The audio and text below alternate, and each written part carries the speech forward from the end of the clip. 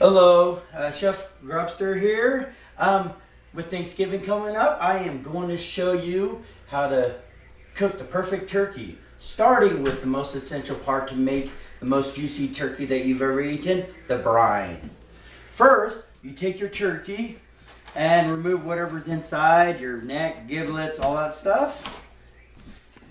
And you're going to start with 2 gallons of chicken broth.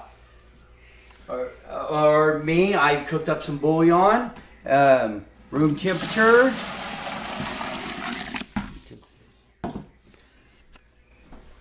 And then you want the most key ingredient for your brine is some kosher salt.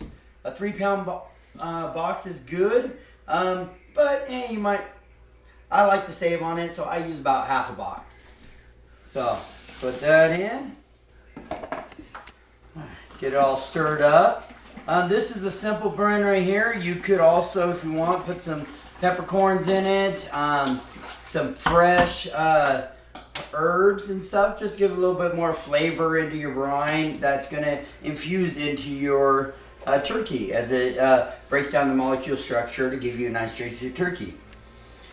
And since it's going to be sitting out, you want some good ice water. A gallon of ice water. Put in there.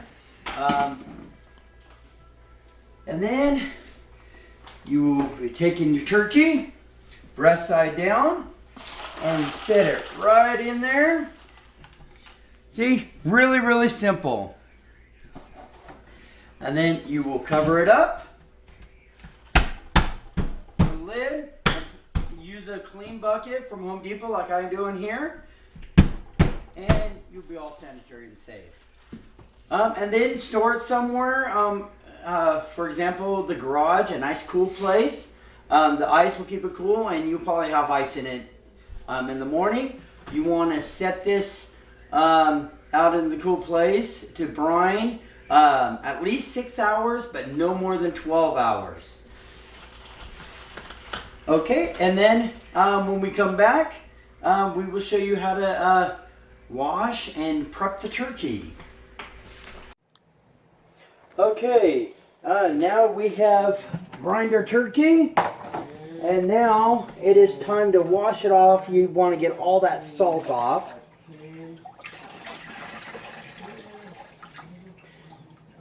Because you do not want a salty turkey. So, you run it under cold water or whatever, and you just you get in there, and you gotta just wash it, massage it inside the bird, you know, and you just because you want to wash all that salt, you do not want a salty turkey. And the many years I've done this, I've never had a salty turkey, but I do massage it for a minimum of 10 minutes. Just to be on the safe side, I want to be sure it is good, and I'm washing everywhere. You know, getting it all off, you know, because you don't need the salt, it already did its job. So, when we come back, we will prep the turkey. Okay, now after you have washed and massaged the bird, get all the kosher salt off of it. Now it is time to prep it. So you put it in your roasting pan, breast side up. Make sure it's breast side up to cook better. And then a lot of times I use olive oil, but I ran out. So I am just going to use good old-fashioned vegetable oil. And you want to use plenty of oil, you know. It's no time to be chintzy with it at all. And get it all the way inside. You know, you want to get it everywhere. So,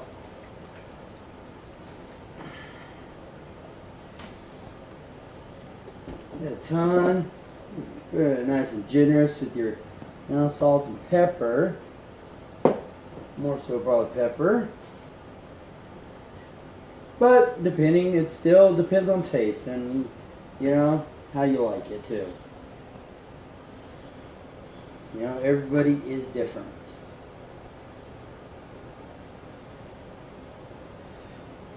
And then something I also do is injecting the bird, which with moving, I can't find my cookie needle to give the bird some nice healthy shots. But when you do it, you do want to move the skin out of the way so you're not puncturing holes in the skin, which can help dry out your turkey. I like to use butter, but other people use, they use apple cider, or, some kind of cherry, spicy, Cajun spice stuff, whatever you want to use. It's fine, everybody's different, it's all different. So, and then now what we were going to do, go and set it, cover it and set it in the fridge overnight. And then when we come back, we will start cooking it.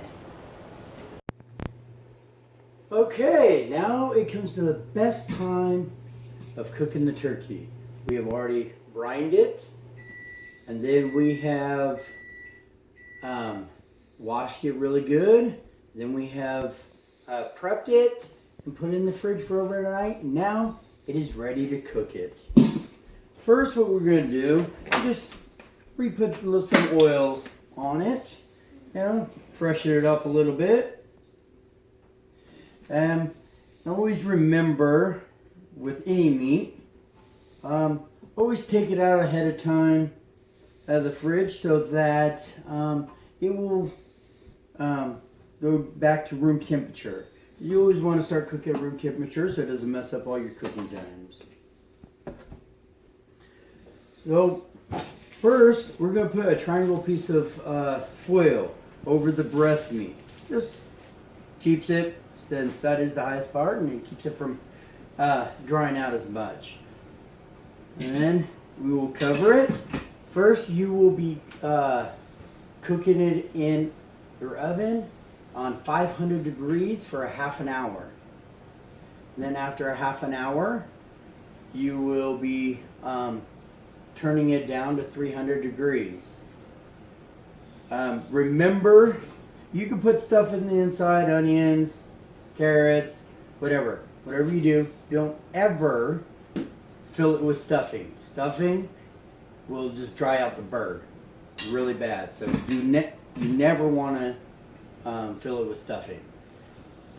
And then there is really no, per pounds to cook it. But put it in, but depending on how big the turkey is, after your half hour at 500 degrees, on 300 degrees, it could be hour and a half to 2.5 hours. But always, you could check it after an hour. Whatever you do, don't keep opening the oven and look at it, because that will let the heat escape and ruin up the cooking. This is so juicy, you never have to baste it. There's no reason to. So you don't have no reason to open that oven. So after an hour, I'll check it, see what it is. The leg should be at 175 degrees when you take it out, and the breast meat should be 155 degrees. Remember, when you take it out, it always will go another 10 degrees or so cooking just by sitting. So now we will pop it in the oven. It's already preheated to 500 degrees. And something I always forget to do, so take out a rack, because a turkey doesn't fit too well with 2 racks in there. So we will put that in on a half hour. We will test the turkey, and then we'll take it out and we will taste it. Best part. Okay, I have pulled the turkey out of the oven and waited 10 minutes to let it finish cooking before I start carving it.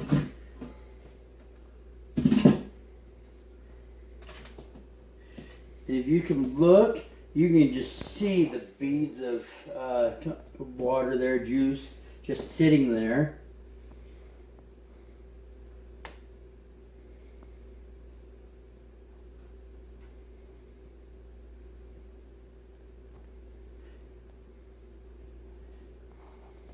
Perfect. Now comes the taste test.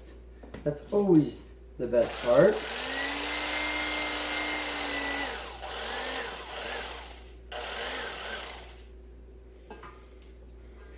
We will go with dark meat and a light meat.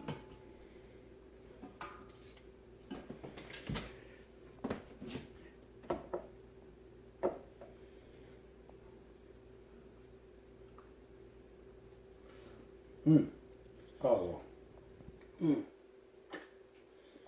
Ah. Now a piece of the white meat. And just look at that. You see just the juice on it. Now be careful. Take a bite in it that the juice doesn't start dribbling down my chin.